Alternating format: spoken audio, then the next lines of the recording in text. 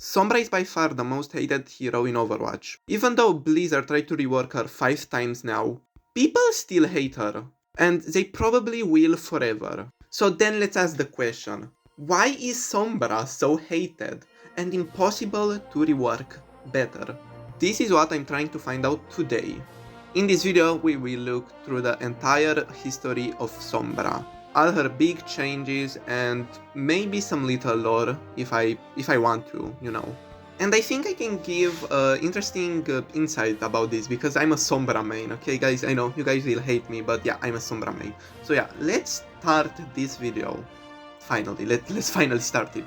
Sombra was the second character that released in Overwatch, but that's not quite where she first appeared. Ever since the game entered its beta, Sombra was already being teased. In Overwatch's only and first alternate reality game, ARG for short. But the community isn't really fond of this ARG. Why, you may ask? Well, because it had really drawn out sequences of clues being left in places that led nowhere, such as these ones found on different Overwatch maps at launch. Even after Ana was released, people were still excited for Sombra and she was finally revealed. In 2016 at BlizzCon, she was revealed in the Infiltration cinematic.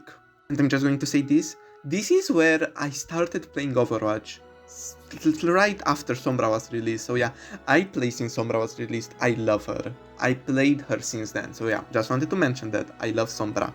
And as you can probably imagine, everyone was excited for this. She was, after all, the most anticipated hero of all time, which is kind of ironic if you think about it now. Plus, Blizzard never did another ARG since then, so yeah.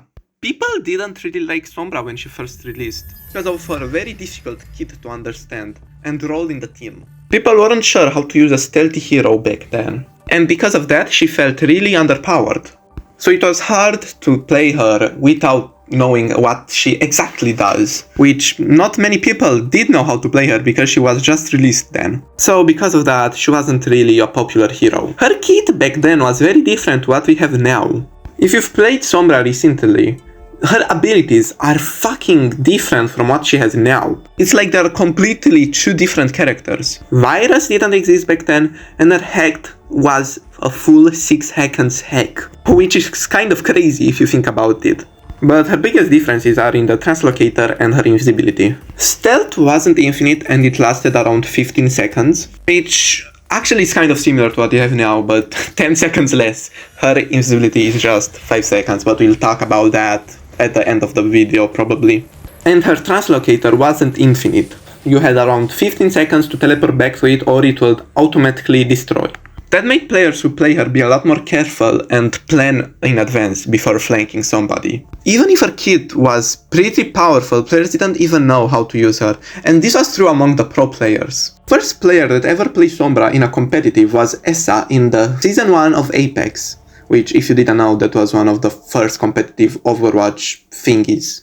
Back then, people more hated having a Sombra on their team instead of fighting her because she was that fucking weak, which is kind of crazy.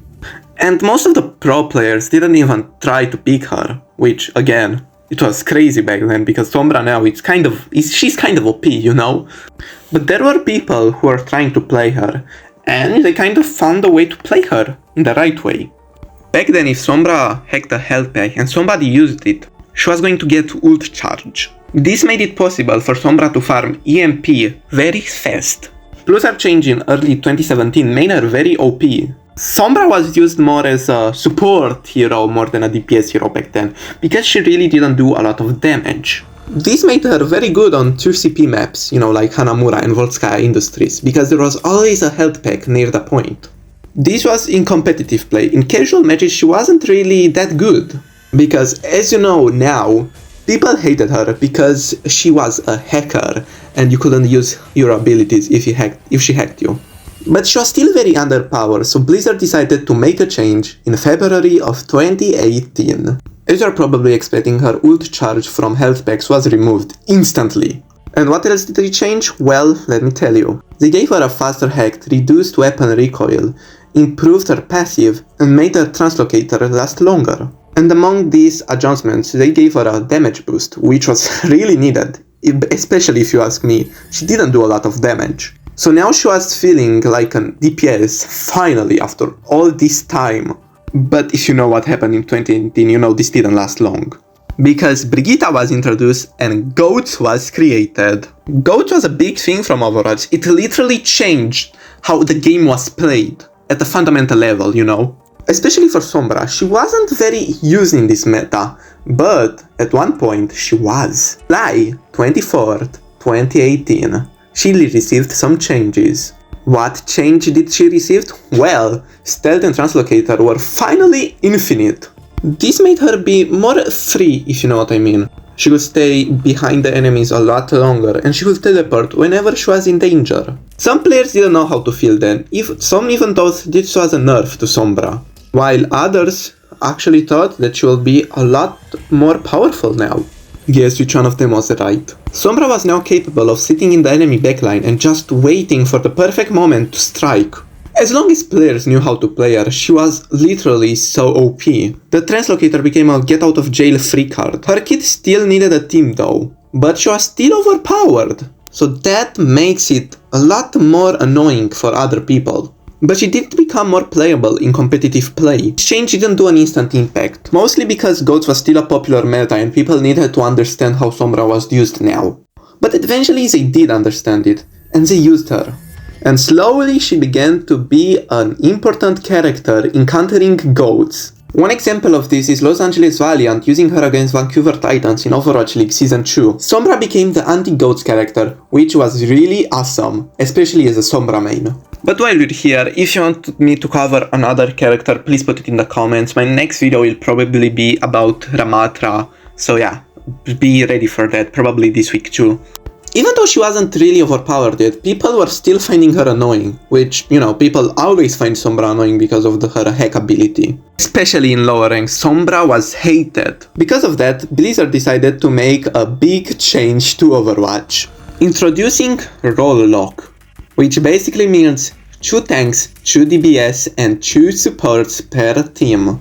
This obviously made the Overwatch community very confused. Some people liked it, some people didn't. But that's not actually really relevant in this video. Maybe in a future GOATs video I could talk about that, but you know, for that I don't know, I just need a will to live first, but yeah. What is relevant though is Sombra's pick rate, especially in Overwatch League. She was picked a lot more less now. Sombra disappeared at this time. Not a lot of people played her. But Blizzard saw that she wasn't really played, so they buffed her, changing Translocator's cooldown and her damage. In Season 3 of Overwatch League, Sombra was used sparingly, and if she was used, she was mainly used in dive combos. From this buff, Sombra didn't receive a big change in a year, proving that Blizzard was kind of okay with how she was in this moment. Not really played, but not dead, you know? She was in between. But also it's probably because, you know, Blizzard was working on Overwatch 2 and they didn't really care about Overwatch 1 now. So yeah, that's also a thing that we can mention here. What did we learn here? That Sombra is powerful when in the right hands, but most of the players don't know how to play her, and they just find her annoying, you know? But let's not talk about that now, and let's talk about Overwatch League Season 4, because that's a thing. Rest in peace, Overwatch League. You will be probably not missed. I don't know. I got a buff around this time and she became a lot more popular in the Overwatch League. And this buff was also the last change Sombra ever got in Overwatch 1 before Overwatch 2 was released, which is kind of crazy. But that was because Blizzard was working on a rework for Overwatch 2 for Sombra. That didn't really matter to the players because they hated her because she was so annoying. But now let's talk about Overwatch 2. But not actually about the launch of Overwatch 2, and more about the Season 5 of Overwatch League. Because Season 5 of the Overwatch League was played on an early build of Overwatch 2, which already had the majority of Sombra's changes. This is where you, people who started playing Overwatch in Overwatch 2, will begin to see how Sombra is now. You will begin to recognize some of her abilities more. Her damage was nerfed, but the spread was reduced, making it a little more easy to hit your shots. But this wasn't such a big deal because now a hack enemy receives 40% more damage by your gun, which is kind of crazy. This made it a lot more easy for Sombra players to get kills with her. And her hack got a reduced cooldown, which is again crazy. But now hacked lasted only a second, which, you know, from 5 seconds to 1 second is a lot better. But now EMP removed 30% of the enemy's health, which again is crazy. They made her so OP. Stealth was also changed, making it a lot more easy to see a Sombra player when invisible. But now you can hack while invisible, which again, crazy. So how did the pro players use her? Well, it wasn't so great. Sombra was primarily used in Overwatch 1 to don't let the enemy team use their abilities. So because of that, she wasn't really played a lot, even though she was very OP, clearly. But this changed at the qualifiers, at the end of the qualifiers. Why? Because Overwatch 2 was finally released and pro players got to try a lot of different combinations. And also because Sombra got a tiny buff, not anything big, of course. Sombra was back to her dominant, very beautiful state of being played, which I always love as a Sombra main, of course. Will people now love Sombra? Will people now not find Sombra annoying and actually like her? Well, let's talk a bit about the release of Overwatch 2 and what people thought about that. People were very mixed about this change actually, which is, you know, it's interesting. Some people liked it, some people didn't, like every change that was ever made. Well, she was very good, you know, she was very played at the beginning of Overwatch 2, maybe even meta. Players didn't quite realize this at the start, but when they did, she was played everywhere. Quick play, competitive, and of course the Overwatch League. But 1 month after this whole thing, she got a big nerf. But as we know from history, Sombra was only good in the hands of a pro player, in the hands of a player who knew how to play Sombra. But this didn't really matter, because people didn't really know how to counter Sombra, so yeah, they found her annoying, as always. How was she played now? Well, she was just hacking the tank and killing the tank, you know, kind of boring, but yeah. Because back then, you could just, you know, spam the hack on the player, which was kind of annoying, of course. It was annoying to get hacked every single second. And as I said before, she got nerfed very quickly and people stopped playing her again. And this is how she was for the rest of Season 2 of Overwatch. Until she got off buff in Season 3. The crazy part of this is Blizzard still didn't know how to make Sombra good and balanced. Which, you know, after this many reworks and nerfs and buffs, it's crazy to think about. It was revealed that even after 3 seasons of this new rework, they were already working on a new rework for Sombra. But the biggest problem here is that Sombra is a heavily hacked character and she's very hard to balance. Because people will hate her no matter what because of her hack ability. But it took time until this rework. And how much time exactly? Well, 8 months. It took 8 months for this new rework.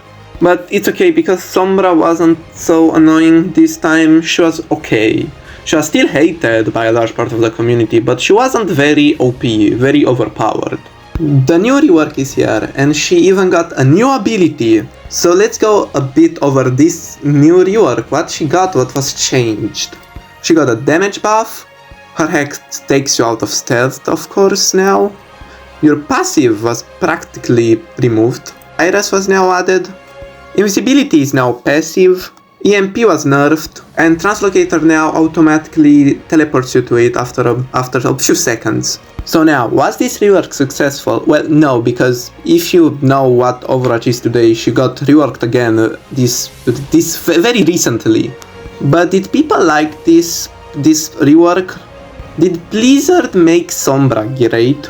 I actually think it was pretty decent in my opinion. Did people like this change? Well, no, some people liked it, some people didn't, of course.